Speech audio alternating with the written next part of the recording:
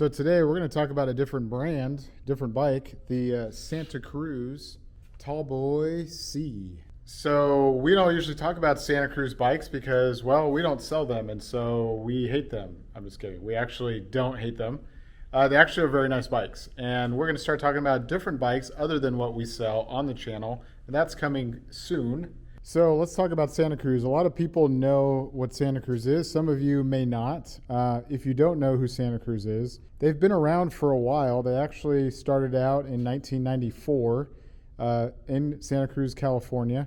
And for me, they're always kind of like that cool, like a small brand that was getting to the roots of mountain biking. And they're always like high end. I couldn't afford them in the 90s or 2000s. They're still high end, but they've always were that brand that was kind of a little bit out of reach. So today, let's go through the specs and features of this Santa Cruz Tallboy. Right off the bat, the Tallboy is kind of, they say on their website, like this is your downhiller's XC bike, which makes sense because it has 130 millimeters of travel, 120. So you're limited in travel to certain things. But I would say in summary, if you want a bike that still can handle some beefy stuff, but you want it to be a little bit lighter, you don't need all that travel, and you want carbon fiber, well, this is the one that you could get. All right, so let's go over the Tallboy lineup for 2024. So currently there's some crazy sales going on, like a lot of brands. So as of August 2024, when we're filming this. All right, so for trims for the Tallboys, you have your S and R trim. This is the R trim. On sale right now in August for $38.49. Then it goes up to GX Axis. Then you have XO Axis. Then you have XO Axis with reserve wheels. And then you have XX Axis with reserve wheels. And that's the 11 grand one. Or you can do just the frame. And as far as sizes, Santa Cruz is very generous. They give you an extra small size all the way up to double XL, which is pretty cool. And you have a lifetime warranty on the frame. And as far as colors, it depends on which build you're doing. So for the R, you have this gloss white and teal color, or you have the gloss melon color. And then they have an olive color and then a black and red on some of the higher end builds. So if you want this color scheme, but you want all the high end components, well, you're gonna have to do it yourself. Or you're gonna have to fall in love with the other colors that have that build. All right, so let's go over the frame of the Tallboy. And we'll first talk about, I guess, just the fit and finish. Looks like these frames are made in Thailand, but this is a carbon frame. So talking about the carbon, you actually have two different versions of the carbon. They have their C and they have their CC carbon. This is the C carbon. The CC carbon is basically just a lighter weight carbon. So I don't know in the layup process. They both have lifetime warranties and there aren't any weight limitations on either the C or the CC. So you can do either one, which is good. You can just see the fit and finish of the frame, which is nice. They do have channels for your housing, which is nice. So it's not a pain to try to fish it through. You just stick it through and it'll go where it's supposed to go, which I wish probably all brands had. You don't have any down tube protection here, but this customer added some protection there. Up under here, you do have a bash guard here that looks like is replaceable with screws. I don't know if there's a tunnel in there or not if you need more access to cable, but if it's in the tube, then I'm not sure why you would.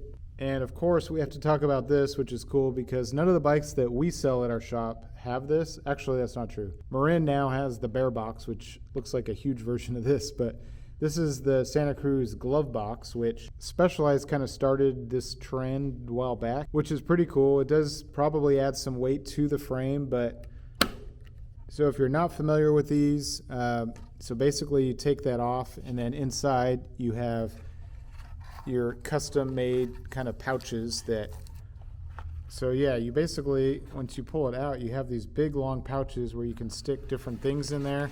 So between the two of them, quite a lot of space where you can put different things in there. I mean, come on, it's nice because you have all the space in here. Obviously you don't want anything to rattle, but it's cool just to be able to store, I don't know, toolkit, a small tube, granola bar, I don't know, whatever you want to, store inside a tube. So yeah, kind of surprising to see this on, a bike that's designed to be a little bit lighter weight and not necessarily like a big enduro bike. As far as the suspension design, it uses Santa Cruz's VPP, which they use on their other models. I don't know a ton about VPP other than I hear it works really well and basically stands for virtual pivot point. One thing that is cool, you can see that here, is a little grease port, so you can actually like stick a grease gun on there and like flush out all the old grease and keep your bearings nice and lubricated in there, and the bearings kind of sit inside this piece here, which is pretty cool. So easier to maintain than like trying to drop all your linkages. So you still have linkage here that can get dirty, but it is cool to be able to have that feature. You can get in there, get rid of the grease, keep the inner bearings nice and clean. You have mounts back here if you want to do a chain guard or bash guard to protect your chain ring. Huge meaty chain protector there. And of course, you got UDH since, we're in 2024, so it's expected on a bike at this price point. Tallboy C. As far as geometry numbers, gets a pretty aggressive 65.5 degree head tube angle, which for a bike like this is pretty slack. My Transition Spur is a 66, so this felt, when I rode it in the parking lot earlier, it felt basically almost identical to my Transition Spur that I'm currently riding. And it makes sense because the reach is actually the same. On the size medium, you're a 455 millimeter reach, which is cool. Probably I'm 5'8", and that fits me just right. So depending on what reach you're looking for, lots of different options to choose from. All right, let's go over the suspension next. So up front, you have 130 millimeters. On this build, you get the RockShox Pike. This is basically just the select model. So you have your air port here, and over here you do have a compression knob, but it is not a fancy compression, just very basic compression. I don't know which damper the Select has. I believe you can upgrade it though if you want to go to like the Charger and get more controls as far as like high and low speed compression. It does have mounts here if you wanted to. I think you can order the little valve so you can regulate pressure, your rebound adjustment up under here. Pikes are a pretty durable fork. I mean, you have 35 millimeter stanchions. I've had it on my Forbidden, which was a good fork. I liked it. It was a little bit noisy, but the newer ones I think are quieter. This customer is actually in here to, he has a Fox 36 factory that he wants to put on it instead of the Pike. For your rear shock, you have your Fox Float Performance, 120 millimeters of travel. Then you have your climb switch here. To the left is to climb, to the right is full open, and then you have your rebound adjustment knob right there on how quick or slow you want the stroke to come back up. For the drivetrain on the Tallboy, with this build, you get the Truvative Stylo crank, which is basically like a SRAM NX crank with dub. And you have a steel 32 tooth chain ring. So that's one of the things you get on the kind of lesser crank, is just a heavier chain ring. Dub bottom bracket. And on this build, you actually don't get the GX. The customer had to swap it out already, but so yeah, you get an NX derailleur and shifter, but he wanted the GX since he had it on his other bike. And on this build, you get the SRAM 12-speed, basically the NX cassette. So this is the HG driver, so you have an 11 50-tooth range. So it is heavy. So if you did want to shed some weight, which is actually what we're going to do to this bike, potentially this week, is it has a SRAM 746 hub. So we got a XD free hub body. So he's going to go to a GX cassette, and he should save a good amount of grams and get a little bit better performance out of the shifting. And it's mated with a SRAM NX 12-speed chain. And would be an NX shifter, but we switched it out with the GX. We'll talk about the brakes and this setup in just a second. All right, as far as the saddle, actually doesn't come with the Ergon. He put this on here. He had it and likes it. It comes with a WTB Silverado saddle with chromoly rails, which is a good saddle, but the customer swapped it out. As far as your dropper, you have an SDG dropper, and this is a 31.6 diameter with this Tellus dropper lever, which it's fine. Nothing super special, but it works fine. And I would show you the Race Face Ride handlebars and stem, but he did not like those, so right away before he even rode it, he swapped it out because he had this Industry 9 stem, and then he got these P&W loam carbon bars, and he also changed out the grips. But the normal one comes with Santa Cruz grips. Since we're talking about the Cockpit, I do find it interesting that, so it uses guide T brakes, which the guide T brakes, they use a different clamp here, unfortunately, so you can't do matchmaker. So they have this special clamp that works with this dropper, so you don't have two levers. But if you want to separate them, you're gonna have to get another clamp, which we're gonna have to do for this one, so that he can get a different dropper lever, because he wants to get a P&W lever. Same thing on this side, they have this integrated kind of clamp here, which I guess it works. You have a less clamp, but you do have to buy an extra part if you want to separate them. Other than the drivetrain kind of being, you know, a little bit more budget, the brakes is where I would say to get to a certain price point, they kind of cheapened out with these guide tees.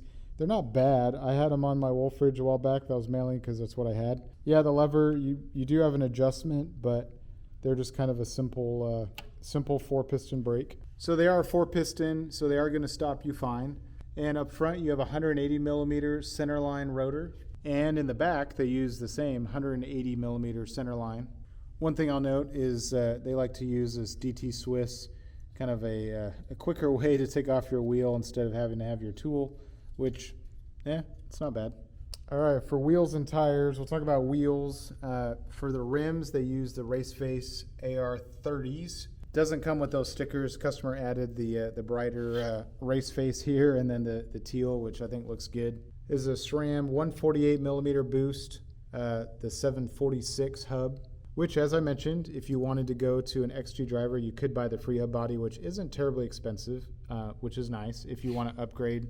They use the SRAM 716 hub up front and the same Race Face rims. And for tires, they chose to go with the Maxxis Forecaster 29 by 2.4, which gives you a good amount of grip, but also still it's a faster rolling tire than, you know, some of the other Maxxis offerings. And they did it for the rear and also up front. So tubeless ready should be good for this type of bike and what type of riding most people will be doing on it. All right, and I like on the Santa Cruz website, it actually lists the weights, which is sometimes hard to find for mountain bikes. So it says just about 31 pounds without pedals, which we weighed it earlier with pedals, and yeah, it came in just around 32. So it looks to be accurate in the size medium. Oh, and one thing I will mention, with the frame and with the Geo, you do get size-specific chainstays, which is nice. So instead of using the same one for all the different sizes, they vary in size depending if you're an extra small or a double XL, which is cool. That way it ensures that you have a bike that fits you just right. All right, well, that's going to wrap up the specs and features of the Santa Cruz Tallboy C build. Let me know what you guys think of Santa Cruz, of the Tallboy. Have you had one? Are you thinking of buying one?